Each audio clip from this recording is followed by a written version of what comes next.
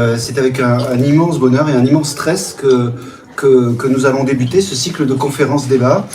Alors le cycle de conférences-débats est très très large. Aujourd'hui, nous faisons littérature et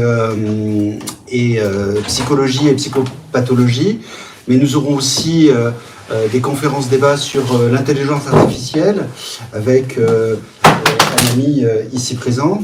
Nous ferons aussi un débat sur la pédocriminalité et son devenir au niveau sociétal, où nous serons avec un anthropologue, un juriste et moi-même pour essayer de réfléchir ensemble au devenir de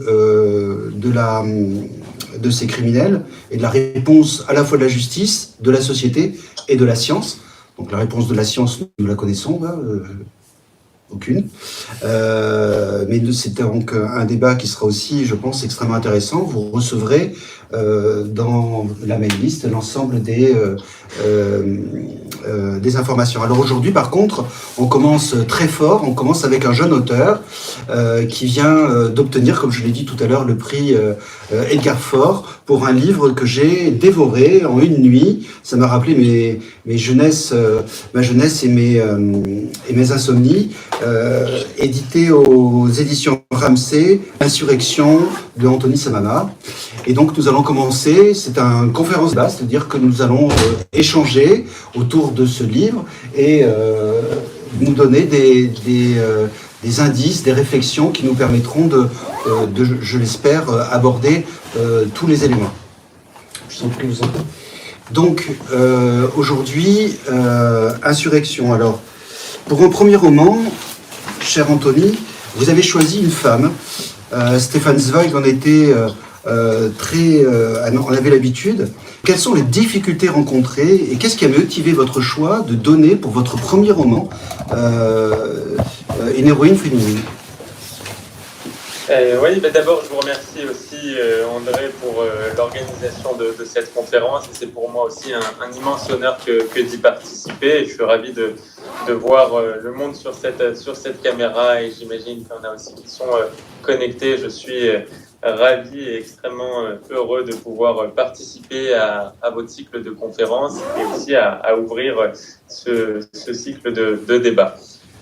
Sur la question de la femme, effectivement, j'ai voulu, pour deux raisons, tracer comme narratrice une personnage du sexe féminin. D'abord parce que pour l'exercice narratif en tant que tel, en tant qu'écrivain, je crois que c'est toujours beaucoup plus stimulant intellectuellement et c'est la beauté de la littérature de pouvoir s'imaginer d'autres vies, de pouvoir se mettre dans la peau d'autres personnes que l'on n'est pas, des personnes qui vivent des choses que l'on ne vit pas.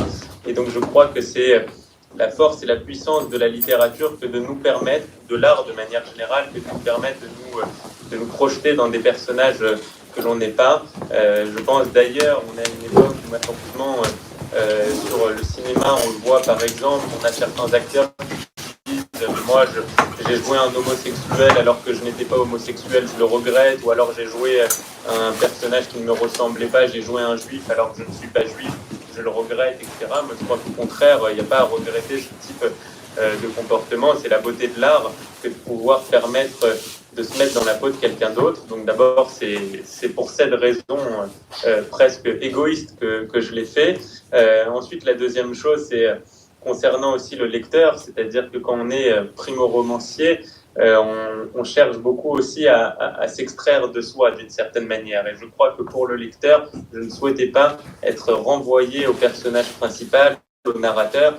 Et donc, non seulement mais aussi pour ceux qui me feraient l'honneur et le plaisir de me lire, ça me permettait de mettre une distance supplémentaire et d'avoir d'une certaine manière aussi une forme de liberté dans le jeu créatif que l'on est amené à imaginer lorsque l'on rédige un roman, parce qu'on se détache de soi-même. Et c'est vrai que plus on utilise un personnage qui se rapproche de nous, qui nous ressemble, plus on est prisonnier, en quelque sorte, de sa propre vision, sans pouvoir véritablement laisser libre cours à son imagination. Et c'est vrai que le fait de se mettre dans la peau d'une femme, par essence, par définition, par nature, ça nous force à dépasser notre condition, si j'ose dire, et à faire un exercice littéraire qui, à mes yeux, est d'autant plus intéressant. Et pour pour un premier roman, quand même, il faut un courage assez impressionnant. Alors, et là, on va rentrer de pourquoi j'ai voulu absolument vous rencontrer et échanger avec vous. Vous avez tracé avec justesse ce que l'on nomme un traumatisme vicariant. Alors, pour les néophytes, un traumatisme vicariant, c'est et nous en avons eu beaucoup au 14 juillet, des personnes qui n'étaient pas sur la promenade des Anglais en 2016 et qui ont vu l'attentat à la télévision. Donc il n'en aurait absolument rien arrivé. Et pourtant, ils ont développé un trouble de stress post-traumatique absolument identique en termes d'intensité et en difficulté d'ailleurs de guérison. Il y avait des biais cognitifs supérieurs. Et pourtant, ils n'ont rien eu. Eh bien, vous avez donc tracé avec justesse ce que l'on nomme un traumatisme vicariant, je reprends, et c'est-à-dire qu'il n'est rien arrivé à la personne, mais elle a été témoin d'une scène, je ne vais pas la développer, et par là même, elle se sent traumatisée. Votre héroïne, Alice, se sent coupable, et cette culpabilité est motrice de sa carrière. Comment pensez-vous ce lien entre émotion et action? Et je tenais à lire ce passage, si vous me permettez. Je vais le retrouver. Hop, là. Hop, là. Voilà. J'y étais désormais. Non, j'en ai trouvé un meilleur. Le grain de beauté de cette fille que j'avais abandonnée à son supplice continuait de me hanter, de provoquer en moi une insurrection. J'étais parvenu à le refouler au fin fond de ma mémoire, à me jeter dans cette campagne à corps perdu, mais un mécanisme d'appel que je ne saurais expliquer. Il remontait régulièrement à la surface et surgissait partout. Vous venez de donner la plus belle définition littéraire des réviviscences. Merci. Merci beaucoup. Effectivement, il arrive à la narratrice, elle est témoin d'une scène qui la hante, et cette scène devient ensuite un fil rouge et explique beaucoup, devient un moteur et explique beaucoup des actions qu'elle va faire par la suite. Je crois qu'il y a depuis toujours dans l'histoire de l'humanité une tension entre la passion et la raison. On a avec Descartes d'ailleurs criminalisé d'une certaine manière la passion en disant que la passion allait contre la raison, que l'émotion de manière générale était à éviter, que c'était nuisible pour l'être humain.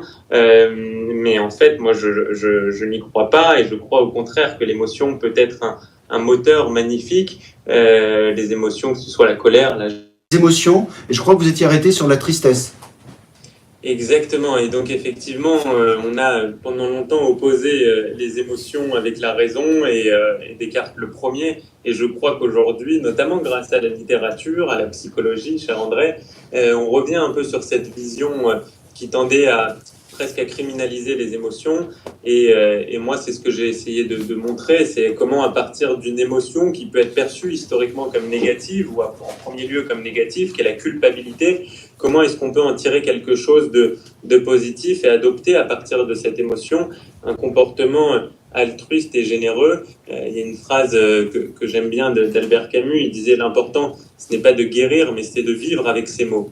Et donc je ne crois pas qu'on puisse réussir comme d'un coup de baguette magique à supprimer, et je ne crois pas que ce soit le but non plus, de pouvoir supprimer les choses négatives qui nous attendent, qui nous traversent. Je crois qu'au contraire, il faut qu'on apprenne à vivre avec ces difficultés, à vivre avec parfois notre lâcheté, notre faiblesse, notre petitesse, et à en sortir quelque chose de grand. Je crois que la littérature, si elle peut servir un but, ça doit être celui-ci, et non pas de décrire un monde parfait, utopique, dans lequel personne ne serait traversé par des moments de doute ou de faiblesse, mais au contraire à essayer de montrer comment, à travers certaines actions, comment on peut justement faire de ces faiblesses une force, comment on peut apprendre à traverser ces moments difficiles, non pas en essayant de les esquivant, mais au contraire à les traverser, à les affronter de plein pied et à en sortir quelque chose de plus grand qui nous dépasse et qui nous rend meilleurs à la fin. Alors là aussi, vous faites une magnifique introduction d'abord à la prochaine question, c'est comme si on ne les avait pas préparées, et ensuite à la psychologie positive, c'est la référence au précédent séminaire, où effectivement la psychologie positive, dans l'adversité, dans les problématiques que rencontre la personne, nous travaillons sur les ressources qu'elle est capable de mobiliser et pour pouvoir les traverser. Néanmoins, je trouve que vous êtes encore une fois très modeste dans votre propos, car ce n'est pas une simple émotion que traverse Alice.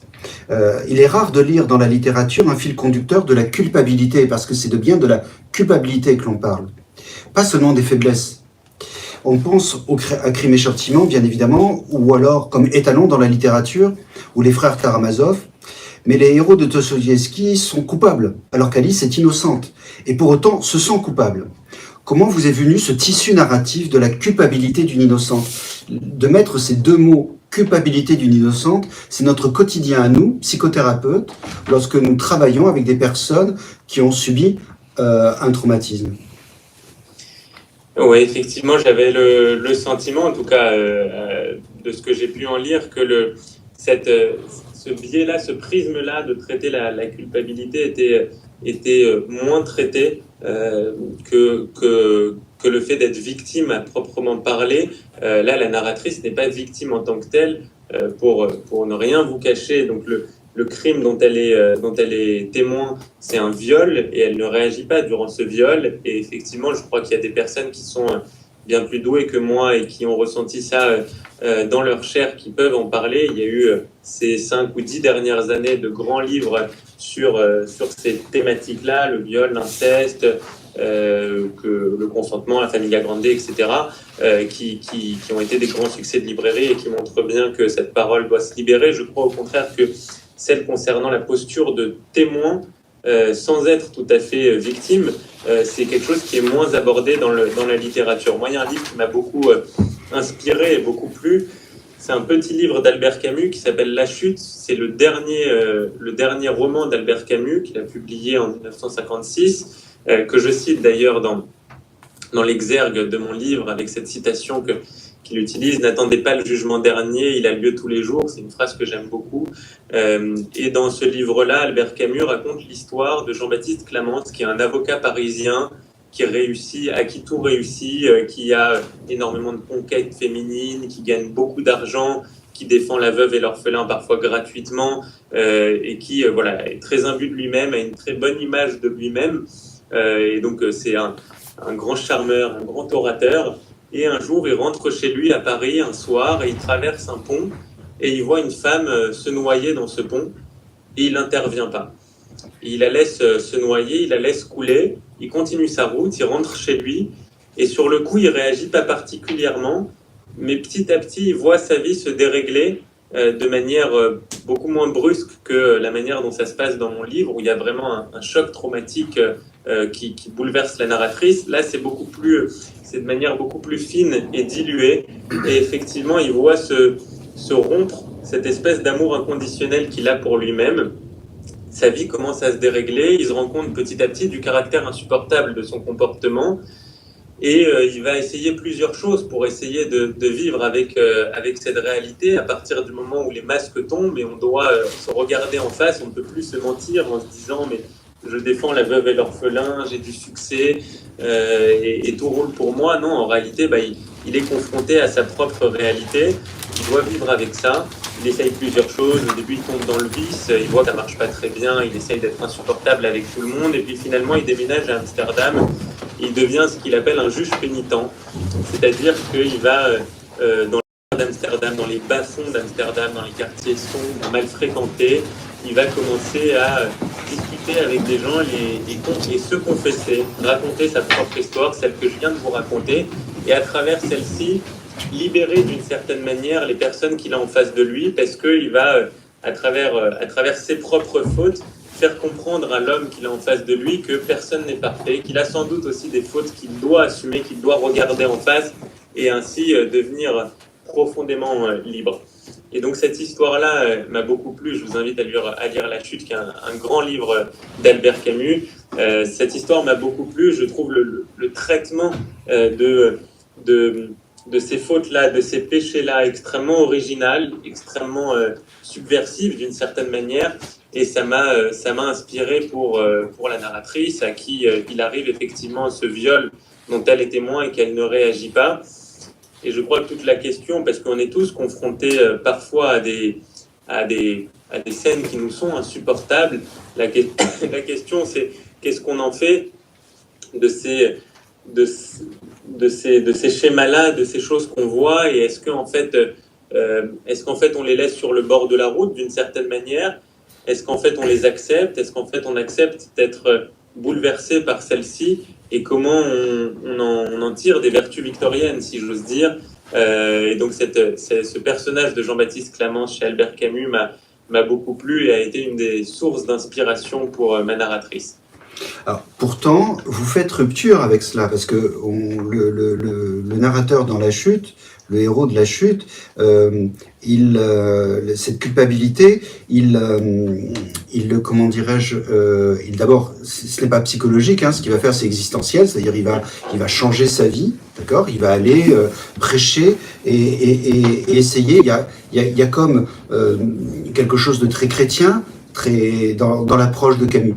Pas du tout chez vous. Chez vous, vous faites cette innocence extrêmement touchante d'Alice. Elle est très touchante comme narratrice. Elle en fait une valeur morale d'engagement politique. C'est-à-dire d'engagement politique. C'est-à-dire que elle va, effectivement, on pourrait voir une similarité avec le héros de La Chute.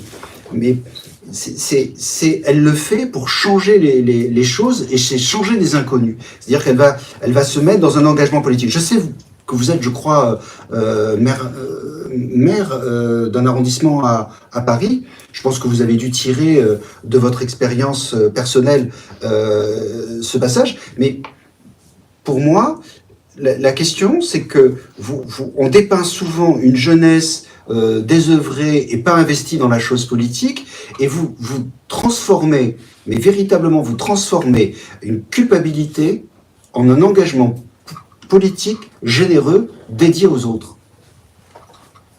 Oui, effectivement, maire adjoint, je précise, je ne suis que maire adjoint.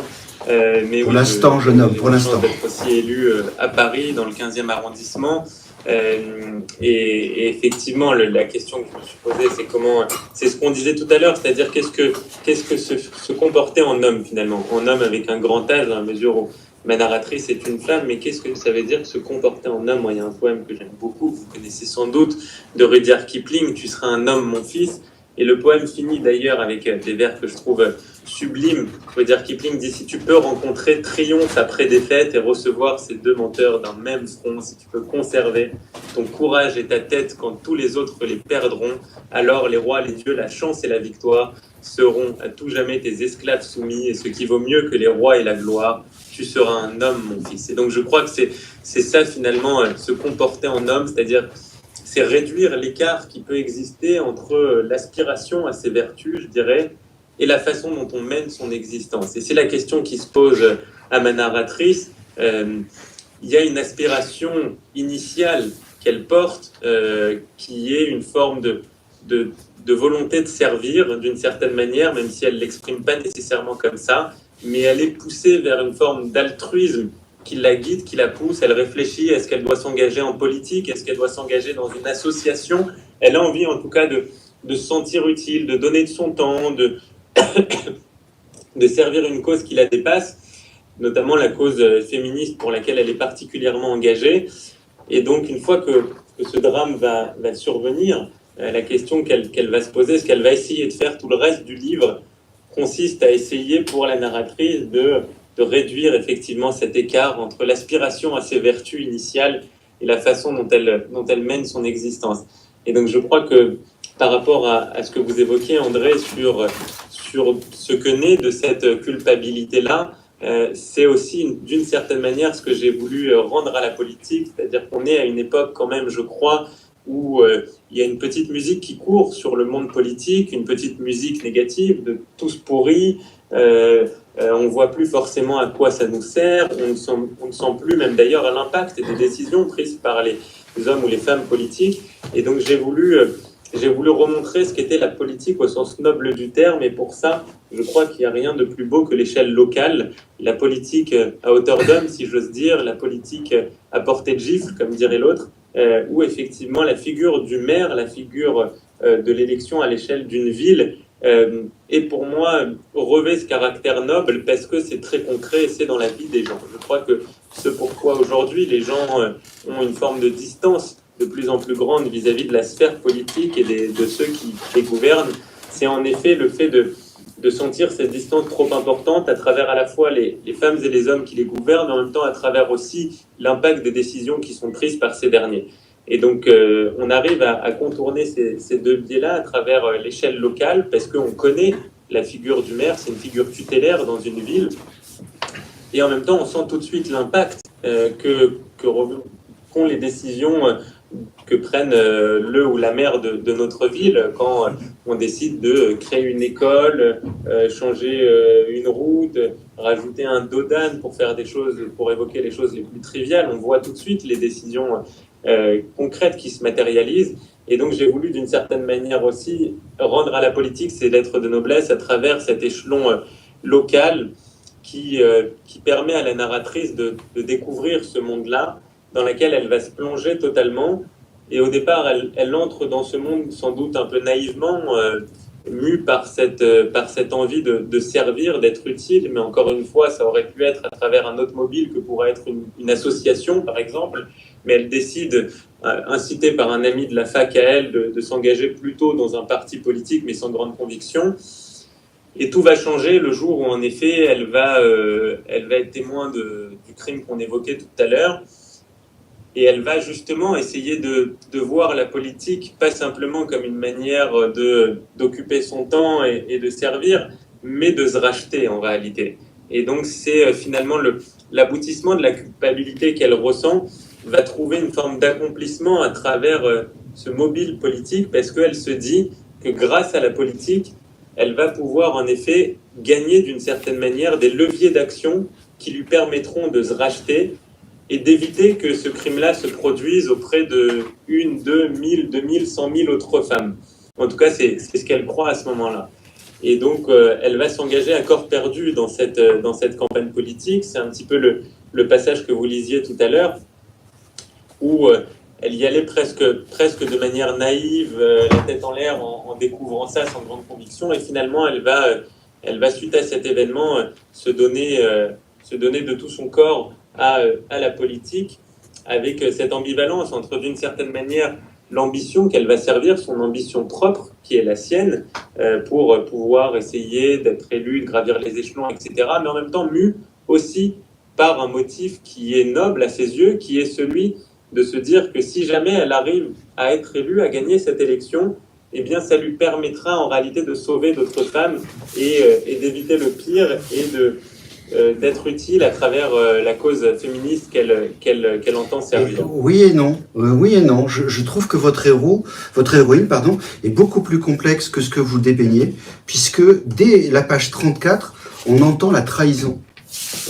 Et je ne vais pas trahir le roman, parce que là, on vous ce que vous venez de dire par rapport à l'engagement politique, on le voit avec la culpabilité, on le voit avec le traumatisme vicariant, on voit qu'elle souffre, on voit qu'elle est véritablement dans des angoisses, dans des culpabilités, et pour autant, elle va trahir. C'est-à-dire que vous apportez une héroïne shakespearienne qui trahit presque sans vergogne pour accéder, mais c'est vrai, pour pouvoir mieux donner. Alors, justement, vous disiez que, je vais reprendre un petit peu le fil, je vais résister à ne pas vous poser la question de y a-t-il du Sarkozy ou du Balladur dans cette trahison. Je ne la pose pas. Hein. Votre héroïne ne se détermine pas comme une femme du 19e siècle, voire même du 20e siècle. Mathilde et Madame de Rênal se déterminent par rapport à Julien Sorel. Madame Bovary elle-même ne peut se vivre que dans une relation mortifère avec son amant et son mari. On peut penser bien évidemment à Roméo et Juliette, où l'un et l'autre dans un amour fusionnel se meurent. Pour autant, votre héroïne, en femme postmoderne, est amoureuse, mais pas dépendante. La sexualité est libre, mais sans attachement, voire sans engagement. On retrouve d'ailleurs un peu de Esther, l'héroïne de Michel Houellebecq dans La possibilité du Nil, dans Alice. Alors, je ne vais pas, parce que je ne voudrais pas polluer en vous citant encore, en ce sens. J'aimerais dire que votre roman est un roman féministe. Alors, on est bien d'accord, vous l'avez dit, donc vous avez un petit peu avancé déjà dans ce que j'essayais de dire, mais pourquoi un roman féministe avec une héroïne qui est hors norme des canons de la littérature que vous citez? Ouais, effectivement, merci d'abord. Pour votre lecture spin, je crois en effet que c'est un personnage qui a pas vocation, mais on le disait tout à l'heure, à ne pas être lisse sous tous les aspects. C'est une jeune femme qui a une forme de maturité et qui entend vivre sa vie intensément au 21e siècle, à rebours des schémas traditionnels qu'on peut imaginer de la part des féministes telles qu'on les entend aujourd'hui à la radio, dans les essais, etc.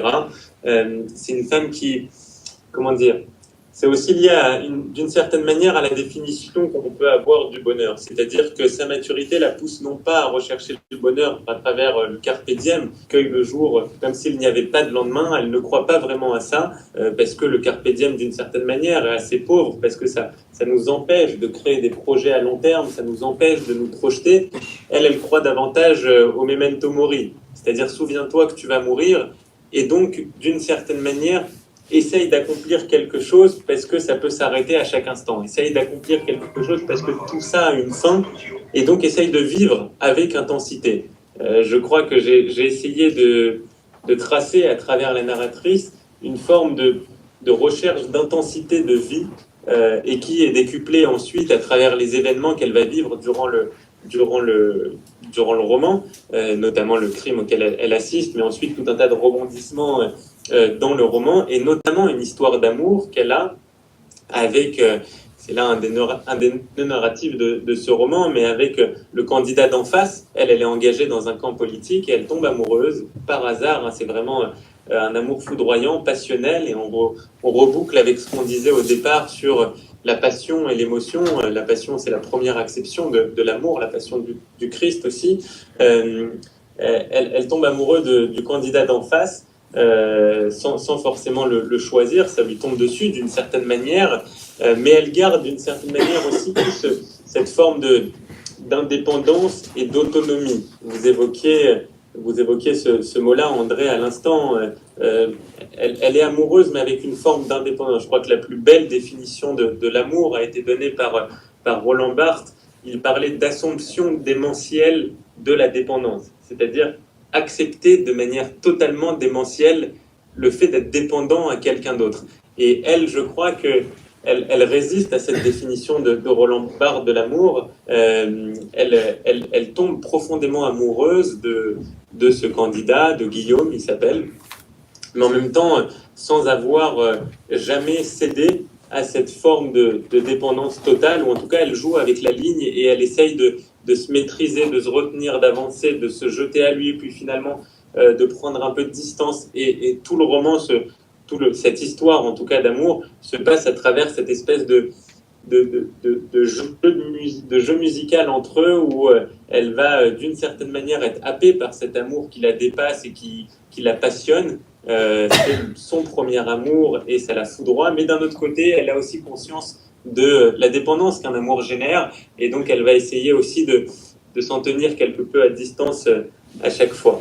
Et donc, voilà, je crois que c'est un personnage qui, en tout cas, je suis ravi que vous l'ayez lu comme ça, et qui a une forme de complexité psychologique et intime, et c'est le sens de nos discussions ce soir, aussi amoureuse, sur le plan amoureux. C'est quelqu'un qui a une histoire d'amour qui n'est pas binaire ou simple. Je crois qu'on est tous confrontés justement aux difficultés qu'on peut avoir avec son conjoint ou sa conjointe. Là, c'est le prisme aussi que j'ai voulu donner à travers cette histoire d'amour, c'est celui de l'alignement qu'on peut avoir ou non avec son compagnon ou la personne avec qui on partage sa vie. C'est-à-dire que là, c'est exacerbé parce que c'est en politique avec deux personnes qui ont des convictions opposées, qui appartiennent à des partis différents, l'un de gauche, l'autre de droite, mais chacun à son échelle, chacun dans sa vie, on peut être confronté en fait à un désalignement d'intérêts, de convictions, de manière d'appréhender la vie, les choses, les enfants, avec son ou sa compagnonne. Et donc, je crois que c'est la beauté de la littérature, c'est de tirer le trait et de pouvoir avoir une loupe grossissante sur la vie, et de pouvoir la décrire avec une intensité particulière, mais même sans tomber dans le champ politique, à travers ce gars-là qui n'arrive pas à tout un chacun de faire de la politique et de tomber amoureux de quelqu'un du camp d'en face. Mais néanmoins, je crois qu'on peut tous, d'une certaine manière, vivre ce que vit la narratrice, parce qu'on est tous confrontés à cette dualité entre l'amour qu'on peut porter à quelqu'un, parfois passionnel, parfois irraisonnable, parfois inconditionnel, et en même temps des choses beaucoup plus rationnelles du domaine des convictions, du domaine de la manière dont on a envie de mener sa vie et dont on croit qu'il faut agir, qui peuvent rentrer en contradiction selon ses convictions, là en l'occurrence ses convictions politiques, mais de manière plus générale selon ses convictions propres, indépendamment de la politique aussi. Alors il y a deux choses sur lesquelles je suis très heureux de rebondir pour revenir et dans le cadre de la psychoéducation, il n'y a pas d'amour sans dépendance. Il n'y a pas d'amour sans attachement et il n'y a pas d'amour sans dépendance. Le seul credo qu'on doit avoir, c'est que cette dépendance, elle ne doit pas être mortifère, elle ne doit pas être conduite à une perversion, à une utilisation ou à une instrumentalisation. Donc ça, c'est le premier point. Effectivement, vous montrez bien qu'il n'y a pas de dépendance affective de Alice vis-à-vis de Guillaume. Et là encore, on a, mais poussé un petit peu moins à l'extrême, un peu moins aigu, de Esther qui quitte le narrateur dans la possibilité d'une idylle sans aucune culpabilité. À la différence, encore une fois, de Alice, qui se sent coupables. Et elles se sont coupables parce que dans votre roman, on peut tout à fait entendre qu'il y a effectivement la culpabilité, le trauma vicariant, la vie politique. Mais si on doit garder un thème, c'est le thème de la trahison. À la fois, elle trahit son mentor, la mairesse, et à la fois, elle trahit parce qu'elle aurait pu être faiseuse de roi et donner la couronne du roi et du maire à son amant.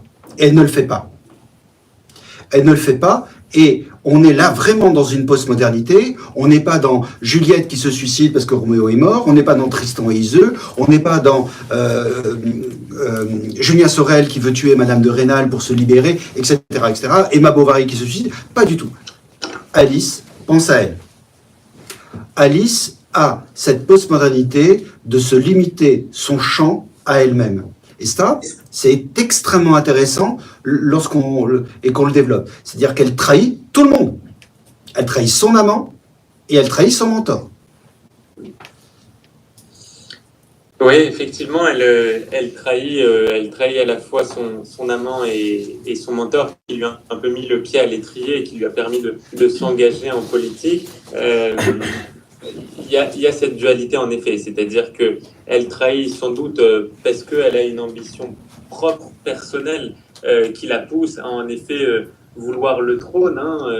On disait l'intensité avec laquelle elle souhaitait vivre sa vie. Il y a une phrase de Stendhal aussi que j'aime bien, il dit « Mais mon âme à moi est un feu qui souffre s'il ne flambe pas ». Donc elle est dans cette recherche d'avoir l'âme en feu, si j'ose dire. Et donc, effectivement, ça la pousse d'une certaine manière à faire un certain nombre de choix et in fine à d'abord choisir le champ politique peut-être plutôt que le champ associatif et derrière à naviguer en adoptant, on va dire, les codes de ce milieu-là. Elle n'a pas envie, en effet, d'une vie plate. Et je crois que c'est aussi ce qui est beau en politique, c'est que c'est la vie c'est la vie puissance 1000, c'est-à-dire aussi bien dans les hauts que dans les bas. La politique, c'est la vie avec une loupe. Oui, et j'essaye de le montrer, même si c'est à l'échelle locale, j'essaye de le montrer d'une certaine manière dans ce livre. Il y a une autre phrase aussi que j'aime bien de Christian Popin. Il dit « Je refusais obstinément de vivre dans l'Antarctique des gens normaux ». Et je crois que c'est quelque chose qui est un des moteurs d'Adèle aussi. Elle ne souhaite pas vivre dans l'Antarctique des gens normaux. Donc je ne cherche pas à la dédouaner, bien au contraire. Et je reconnais cette partie-là qu'elle a en elle, mue par une forme d'ambition déraisonnable, mue par l'envie d'occuper le trône qui la pousse en effet à trahir aussi bien son amant que la mère en place qui lui a mis le pied à l'étrier. Ensuite, il y a d'autres choses qu'il faut pour moi souligner. D'abord, par rapport à l'histoire d'amour qu'elle noue avec Guillaume, le candidat d'en face, on en a parlé. Il se trouve que Adèle n'est pas candidate, elle est... Il me semble que c'est Alice. Je pense que vous avez opté, mon cher ami, je pense que vous avez opté pour Alice et non pas pour Adèle. C'est-à-dire, pardon? Vous parlez de Alice ou vous parlez d'Adèle? D'Adèle. Adèle, c'est? La narratrice. Il me semblait que c'était Alice. Non, c'est Adèle. C'est Adèle. Pourquoi j'ai dit Alice, moi? Pas grave. Excusez-moi. Pas de souci. Et donc, Je les aime aujourd'hui. Oui, sur l'histoire d'amour, effectivement, Adèle, elle est petite main dans cette campagne municipale, elle découvre ça avec ses grands yeux, et donc elle va naviguer en eau trouble, si j'ose dire, et elle tombe amoureuse de la personne qui est le candidat, donc qui est mue par une ambition qui est déjà d'une certaine manière assouvie. Et elle va aussi aspirer son ambition, et c'est des questions qu'on peut tous se poser aussi, indépendamment de la politique. C'est dans quelle manière on se transforme au contact de l'autre. Montaigne parlait de frotter sa cervelle avec l'autre. Je crois qu'il y a un peu de ça aussi entre Guillaume et Adèle, c'est-à-dire qu'elle va frotter sa cervelle à Guillaume, qui est un jeune duquel elle tombe amoureux, mais qui est déjà dans une forme d'ambition beaucoup plus assouvie qu'elle, et donc elle va faire d'une certaine manière sienne l'ambition de Guillaume. Il y a des lettres magnifiques d'Albert Camus à Maria Casares. Il disait « Je t'aime à t'envahir ». Elle, en fait, elle aime Guillaume à l'envahir, à tel point que finalement, elle a tellement envahi Guillaume qu'elle est devenue d'une certaine manière un petit peu Guillaume aussi. Et qu'elle a avalé, si j'ose dire, l'ambition de Guillaume, même si cette ambition, il faut le souligner à nouveau, elle est chez Adèle quand même toujours au profit d'une cause qu'elle croit noble. Et c'est toute la question des moyens et de la fin. C'est-à-dire dans quelle mesure les moyens justifient-ils la fin? Est-ce qu'on peut trahir son conjoint? Est-ce qu'on peut trahir une personne qui nous a mis le pied à l'étrier pour servir une cause qui nous dépasse et qu'on croit noble? Est-ce qu'on peut aujourd'hui ne pas respecter la loi si on défend une cause qui nous semble être d'intérêt général, qui semble dépasser les petites causalités de personnes qui peuvent parfois se poser sur notre route? Donc c'est ça aussi la question, quand on voit qu'il y a des mouvements, des associations qui transgressent la loi au profit d'une cause supérieure. C'est la question que se pose Adèle. Est-ce qu'elle peut trahir, est-ce qu'elle doit trahir sa mentor et son amant pour une cause qu'elle croit supérieure, en l'occurrence pouvoir effectivement jouer un rôle sur le combat féministe qu'elle entend mener? À la différence de Guillaume, qui lui n'a pas cette culpabilité. Alors, vous êtes un jeune auteur. Ouais. Effectivement, c'est l'ambition politique telle qu'on l'imagine de manière beaucoup plus simple, beaucoup plus directe. Elle a une forme de complexité et de dualité entre une ambition qui est nourrie à la fois par des motifs nobles et des motifs plus prosaïques. Alors moi, ce que j'ai beaucoup aimé dans votre roman aussi, c'est que vous aimez vos personnages. On dit souvent que tous les personnages sont un peu l'auteur. On se souvient des 7 personnages en quête d'auteur de Pirandello. Comment avez-vous tissé ces relations d'amour évidentes entre vous et vos personnages? Il y a pléthore de personnages dans votre roman. Comment ils sont tous très bien dépeints, on se les imagine très bien, on les voit très bien interagir. Merci beaucoup. Je crois qu'il faut effectivement avoir l'œil dur avec son texte et l'œil tendre avec ses personnages. Il y a des auteurs qui font l'inverse et c'est pas forcément ce que je respecte le plus.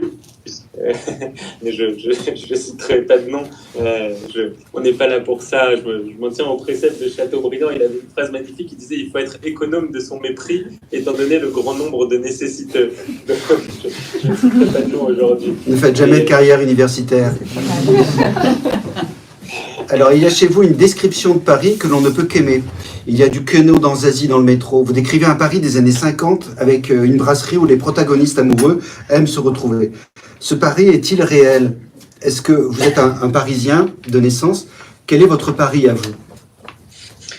Oui, effectivement, c'est un roman parisien dans la mesure où ça se passe à Paris et il y a comme toile de fond, comme théâtre, la campagne parisienne, donc des gens qui s'engagent quand même pour essayer de dire à quoi doit ressembler Paris en 2030 ou 2050. Je crois que ça doit être le rôle d'un maire d'une ville. Et donc, il y a effectivement un certain nombre de réflexions sur Paris, sur la ville, comme de manière très théorique, comme on peut l'imaginer dans un programme politique de ce à quoi doit ressembler notre ville dans 30 ans, mais de manière beaucoup plus concrète dans les pas et la tête d'une jeune femme qui a une vingtaine d'années aujourd'hui et qui vit à Paris et qui se promène dans ces différents quartiers. Je crois que Paris est aujourd'hui un tournant de son histoire et traversé par des forces parfois contraires, il y a un Paris historique qui est d'une certaine manière le Paris des cartes postales que j'aime beaucoup et qui est le Paris pour lequel Paris reste aujourd'hui la destination touristique numéro 1 dans le monde entier,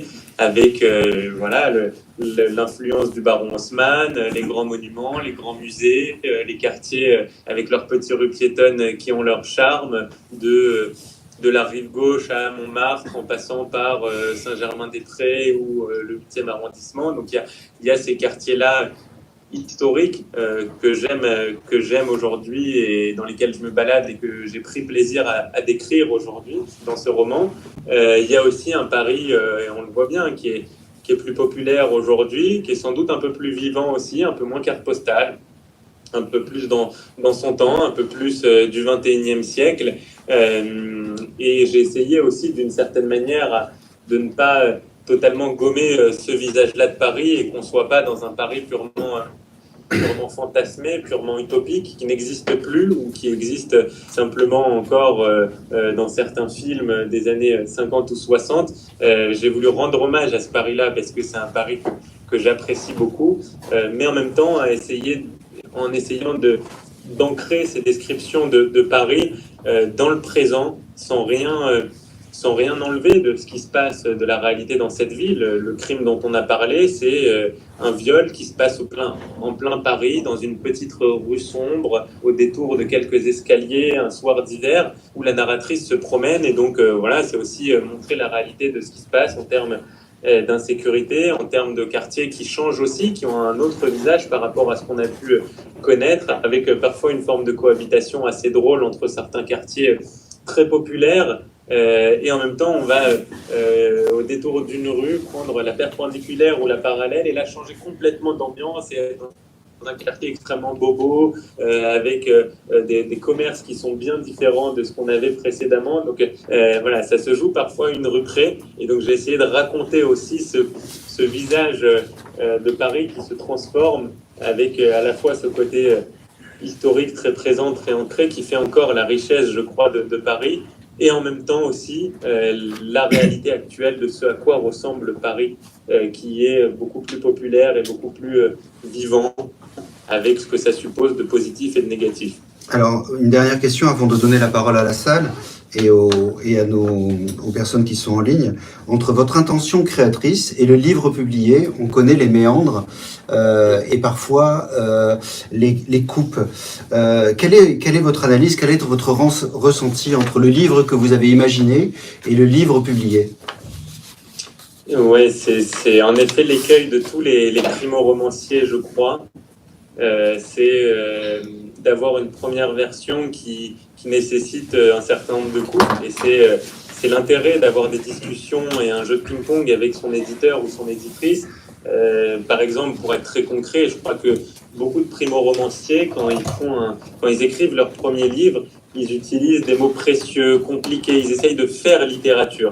Et un des aspects positifs, je crois, du travail d'éditeur, c'est justement d'aller à l'os. Moi, mon éditrice m'a beaucoup dit il faut aller à l'os, et donc là la version que j'ai publiée par rapport au texte que je lui ai fait parvenir, il a changé en partie parce que j'ai pu couper un certain nombre de passages qui surchargeaient le roman inutilement, et donc j'ai pu avoir un fil narratif qui soit plus direct, plus prenant et plus d'une certaine manière enlevé pour les lecteurs, et en même temps sur le style, même si c'est mon style et c'est ça c'est ça dont on est sans doute le plus fier quand on est romancier, c'est son style, une forme d'oralité. J'ai pu aussi épurer d'une certaine manière le style tout en gardant une forme d'ambition littéraire, avec beaucoup de guillemets évidemment, et je serais bien mal placé pour le dire, mais on est aussi, je crois, dans un temps aujourd'hui, quand on regarde les romans qui sortent, où on donne la primauté au fond plutôt qu'à la forme, et donc on cherche juste la bonne histoire, avec des thrillers où on va capter l'intérêt du lecteur, on va essayer de lui faire tourner la page comme dans une série américaine, on a l'impression d'être sur Netflix, au détriment parfois du texte. Moi, je ne crois pas du tout à ça. Je crois au contraire à ce qu'on appelait à une certaine époque l'art pour l'art, c'est-à-dire que la forme, c'est le fond qui remonte à la surface, comme disait Hugo, et donc ça a un intérêt en soi. La forme, ça ne doit pas juste servir le propos, ça doit être une fin en soi. Et j'ai essayé dans ce livre, effectivement, de travailler aussi bien la forme que le fond.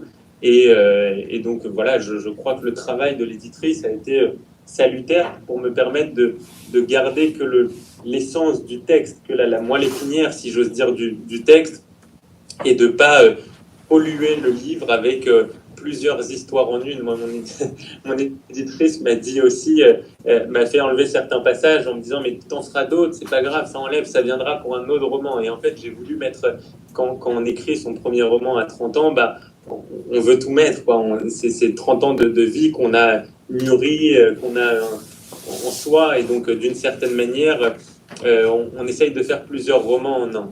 Et mon éditrice m'a dit non, il y a un roman, c'est Insurrection, c'est celui-ci, tout ce qui s'en détourne et qui ne sert pas le propos de ce roman-là doit être gardé pour des prochains romans. Et donc voilà, j'ai pu aller à l'os, si j'ose dire, à avoir un roman dont je suis, dont je pense être la meilleure version de toutes les versions que j'ai pu travailler de ce livre, et en même temps pour les lecteurs aussi, la version la plus aboutie, la plus prenante, la plus travaillée, la plus riche. Merci beaucoup. Je vais donner la parole à la salle. Est-ce qu'il y a des questions sur YouTube? Alors, est-ce que vous avez des questions? Oui.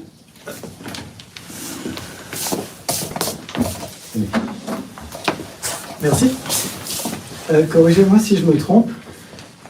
J'ai compris que l'héroïne se trouve face à un viol et elle n'agit pas. Et donc, ce faisant, elle se rend d'une certaine façon complice, c'est-à-dire qu'elle se rend aussi témoin d'un propre mal qui l'habite. Et vous parliez ensuite d'un élan vers la politique, mais sous le biais d'un rachat, un peu comme une rédemption. C'est quelque chose de très individuel. Et je me demandais si, parce que je n'ai pas lu votre livre, si justement l'action vers la politique de cette personne, dans l'idée de définir un peu l'idée de la politique, ne serait pas au-delà de sa rédemption personnelle, justement l'acceptation de ce mal qu'elle a constaté en elle et qu'elle voudrait résoudre d'une certaine façon par le biais de la politique, non pas seulement pour elle, mais aussi pour les autres.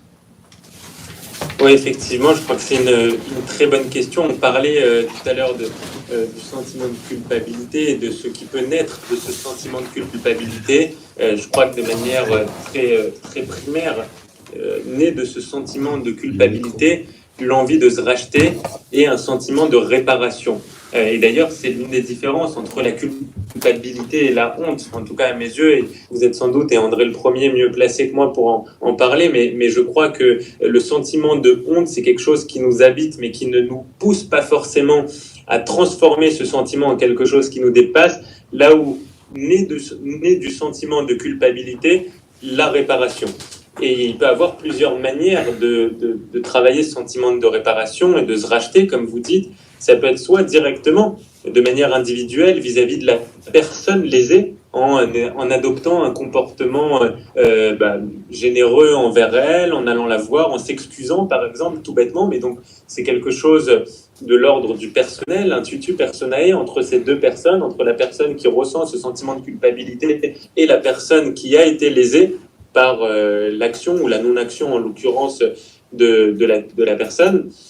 Donc, soit effectivement de manière très personnelle, soit de manière plus large, en adoptant un comportement altruiste. J'ai fauté, et donc la manière dont je peux me racheter, c'est pas forcément de me racheter vis-à-vis de la personne en question qui a subi cette faute, mais de manière plus générale vis-à-vis de tous ceux dont je suis amené à croiser la route, d'adopter un comportement altruiste. Et je crois que c'est la beauté du sentiment de culpabilité, c'est de favoriser le sentiment de responsabilité d'une certaine manière vis-à-vis d'autrui. Et c'est ce que permet...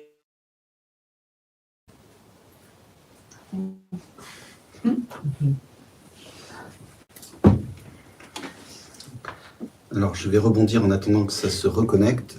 Alors, culpabilité et honte sont deux sentiments. Alors, la différence qu'il y a entre une émotion et un sentiment, c'est que l'émotion sont des émotions primitives. On va voir si je peux rappeler. Voilà. Il faut faire vite.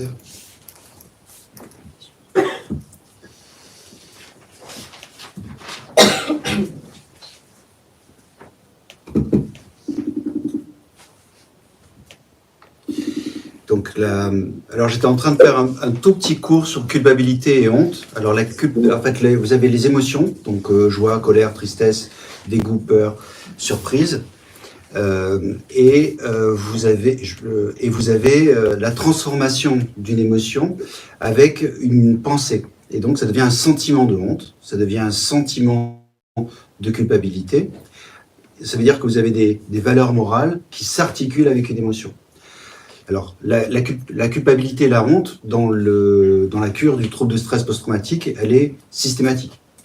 C'est une des phrases que je dis, je crois, le plus par jour. Il n'y a que les innocents qui s'accusent.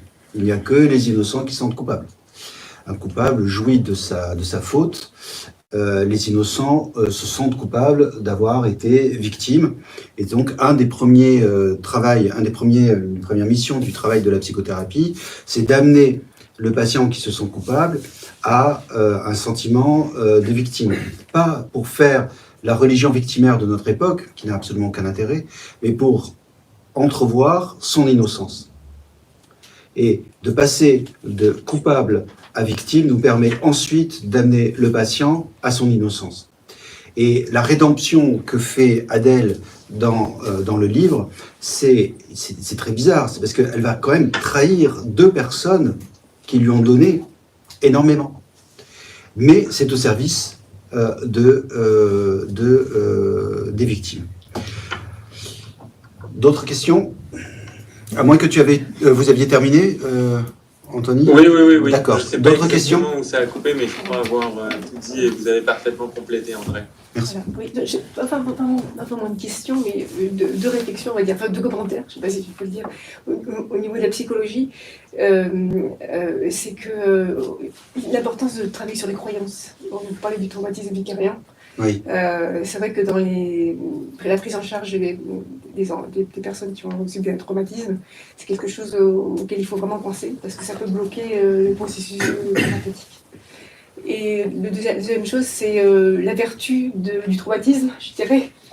C'est peut-être fort ce que je dis, mais le traumatisme, c'est beaucoup de souffrance, qui peut être parfois fatale, mais c'est aussi peut-être le début d'une nouvelle vie, le début d'une autre réflexion, une autre approche de la vie.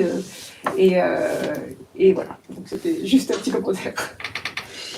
Je crois que ma chère collègue, vous illustrez parfaitement le mot résilience. Merci. Anthony? Oui, effectivement, je suis tout à fait d'accord avec ce que vous venez de dire. Aussi bien vous, madame, que André. Il y a une phrase de Romain Gary, qui est mon auteur préféré, que j'aime beaucoup. Il dit: un homme qui est bien dans sa peau est soit un inconscient, soit un salaud.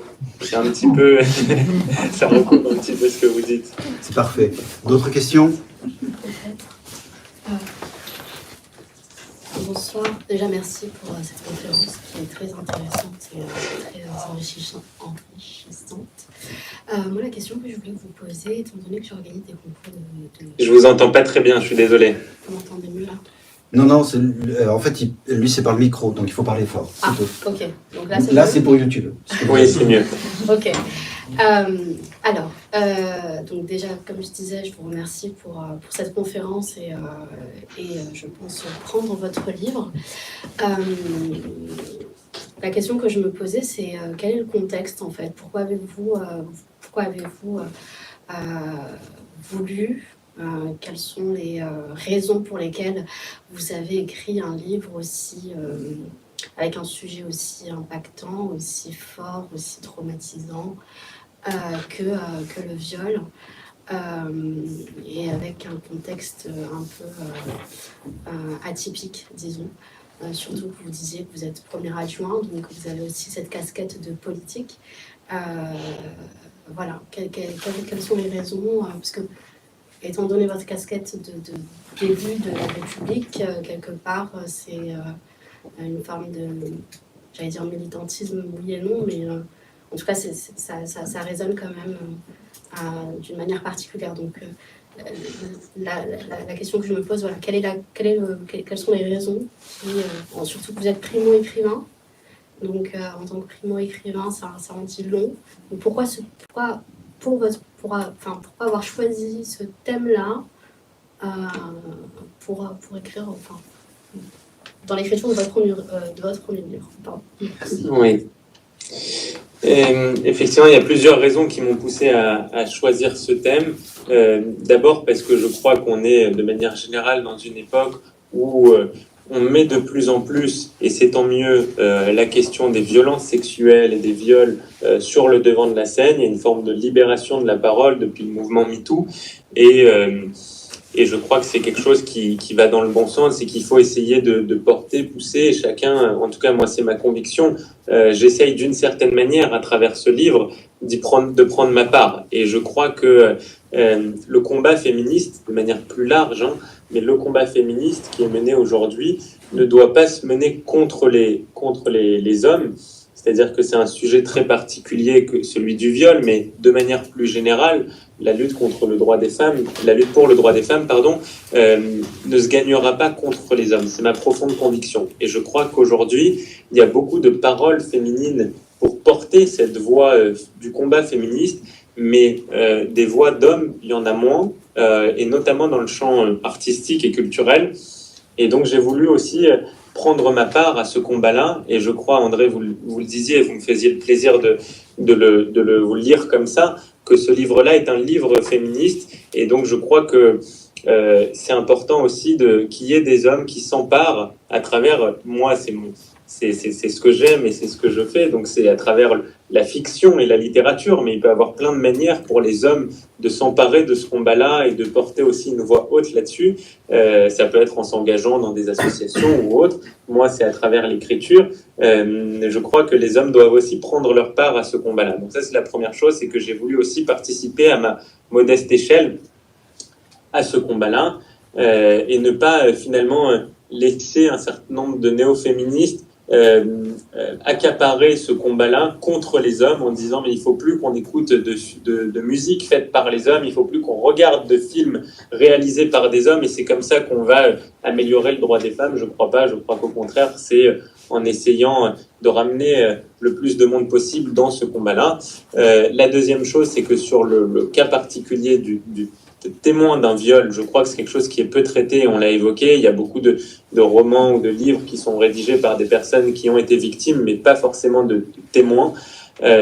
Et ensuite, la troisième chose, pourquoi choisir cette thématique-là, indépendamment de tout ça, c'est que par rapport à mes fonctions aussi, vous le rappeliez, je suis élu à Paris, je suis en charge de la police, et donc je suis confronté, dans la mesure où c'est un des sujets principaux, c'est le premier sujet en termes de plainte, en termes de dépôt de plainte dans le 15e arrondissement où je suis élu, bah forcément je suis en contact régulièrement avec des femmes qui ont vécu ces scènes-là, avec des femmes qui ont été violées, avec des psychologues qui accueillent leurs paroles, avec des policiers aussi qui sont là pour dresser le dépôt de plainte, avec des juges qui doivent aussi statuer sur les condamnations quand on retrouve le violeur ou le criminel. Et donc voilà, je crois que c'est un sujet qui moi me touche beaucoup parce que je suis en première loge, je vais pas dire que j'ai la chance de le voir en première loge parce que ce serait pas approprié, mais de par mes fonctions, c'est vrai que je suis confronté à cette réalité-là. Et je suis en contact avec beaucoup de femmes victimes. Et donc voilà, c'est quelque chose que quand vous le savez, mais quand on est confronté à ce public-là, un public comme ça aussi spécifique, aussi meurtri dans sa chair, bah, je crois que ça nous marque à vie. Moi, en tout cas, ça m'a marqué. Les femmes que j'ai entendues, les conférences que j'ai pu faire, les discussions avec des patronnes d'associations féministes, les policiers avec qui j'ai pu parler, les psychologues dans les commissariats qui accueillaient cette parole-là, avec qui j'ai pu discuter, bah, forcément, ça marque. Et donc, j'ai essayé à ma manière de restituer d'une certaine manière ce traumatisme-là à travers ce que vit la narratrice Adèle en étant témoin de ce viol-là. Merci. On a une question sur YouTube et puis on va clôturer cette conférence débat. Oui, je me permets de vous transmettre la question. Avez-vous cherché longtemps votre titre? A-t-il évolué au fil de l'écriture ou s'est-il imposé tout de suite? Et pourquoi ce titre en définitive? J'ai cherché longtemps le titre. Oui, il y avait beaucoup de titres qui ont germé dans mon esprit. C'est un livre qui est à la fois, on l'a dit, un roman psychologique, en même temps un roman d'amour, mais aussi un roman politique d'une certaine manière. Je cherchais un titre au début plutôt autour de l'histoire d'amour entre Adèle et Guillaume, mais Milan Kundera a pris tous les bons titres sur les romans d'amour. Risible amour, l'insoutenable légèreté de l'être, etc. Et donc, il restait plus grand-chose. Et sur le titre, pour ne rien vous cacher, je vais vous faire une confidence. Au début, moi, je voulais que ce soit une intime insurrection, parce que je trouvais que sur ce côté, sur tout ce qu'on a évoqué, le côté psychologique de la narratrice, tous les thèmes dont on a parlé pendant près d'une heure, je trouve que ça restituait mieux la réalité du livre avec ce titre-là, une intime insurrection, plutôt que simplement insurrection qui était très politique et très guerrier d'une certaine manière et qui a ses mérites. Je trouve que c'est plus impactant, mais ça ancre sans doute un petit peu plus le livre dans une dimension politique. Donc ensuite, c'était des discussions avec mon éditrice qui a plaidé pour insurrection plutôt qu'une intime insurrection. Elle a réussi à me convaincre qu'il valait mieux faire un titre court et impactant et qu'ensuite les gens auraient tout le loisir de découvrir le côté intime et psychologique de la narratrice en lisant le livre plutôt qu'en faisant un livre dont le titre serait moins attrayant pour les libraires et les lecteurs. Surtout que c'est à la page 80 qu'on a la clé. C'est la page 80 qu'on a la clé de pourquoi vous parlez d'insurrection. Donc il faut vraiment attendre. Et je ne vous cache pas que c'est un choc. Quand j'ai lu votre livre, je voyais insurrection, je me suis dit, bon, on a effectivement quelque chose de guerrier. Il y a quelque chose de guerrier dans cette histoire de Adèle par rapport à ses propres turpitudes, par rapport à ses propres conflits internes. Il y a quelque chose de l'ordre de l'héroïque, et de l'héroïque blessé, de celui qui a perdu la bataille, parce qu'il n'a rien fait, il est vaincu et il en fait quelque chose. Une toute dernière question, sans ça nous avons clôturé. Oui.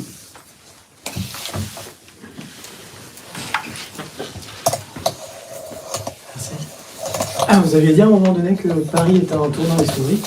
Qu'est-ce que vous vouliez dire? Pardon, je n'ai pas bien entendu. Vous aviez dit à un moment donné que Paris était un tournant historique. Qu'est-ce que vous vouliez dire?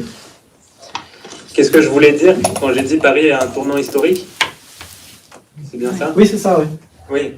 Je crois que Paris est en train de profondément de changer, sans doute aussi lié aux choix politiques qu'ont fait les Parisiens, mais disons que Paris au début des années 2000 et Paris aujourd'hui, c'est deux villes qui sont très très différentes, et je crois qu'en termes de sociologie, de vision urbanistique de Paris et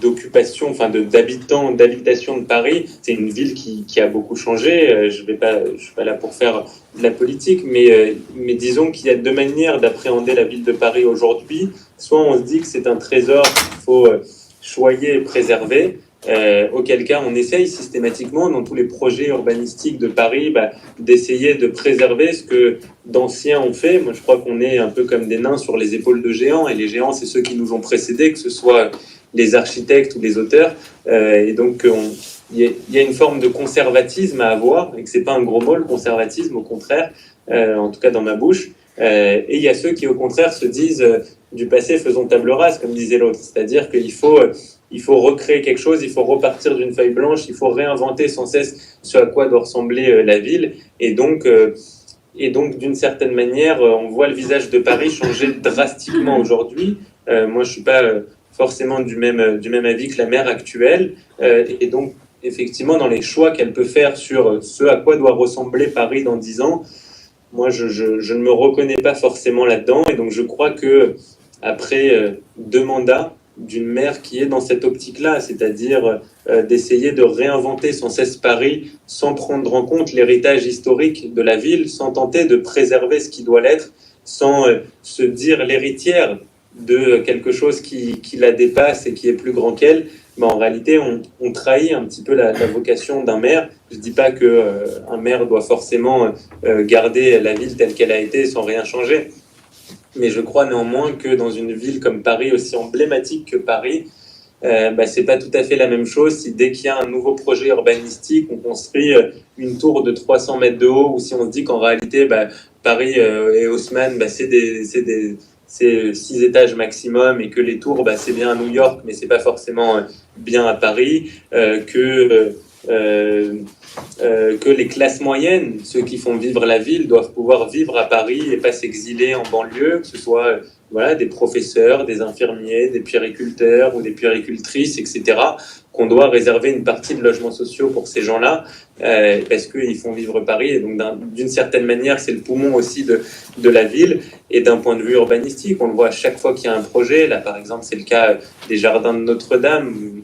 On peut pas rappeler ce triste événement de Notre-Dame qui prend feu, et c'est la restauration de Notre-Dame est décidée par l'État, mais sur tous les jardins, je ne sais pas si vous voyez les jardins autour de Notre-Dame, mais donc ce sont des jardins historiques qui ont 200 ans aujourd'hui, qui recueillent d'ailleurs un mémorial, donc c'est à la fois un jardin public et en même temps un lieu de mémoire.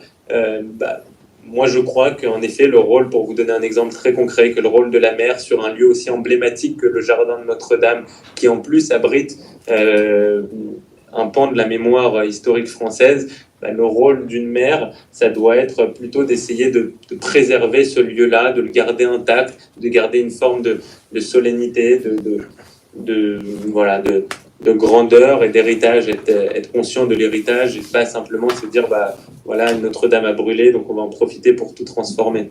Merci beaucoup, je vous remercie et on se retrouve pour le prochain séminaire qui sera soit sur l'intelligence artificielle si on avance, soit sur la gestion de la pédocriminalité. Je vous remercie beaucoup.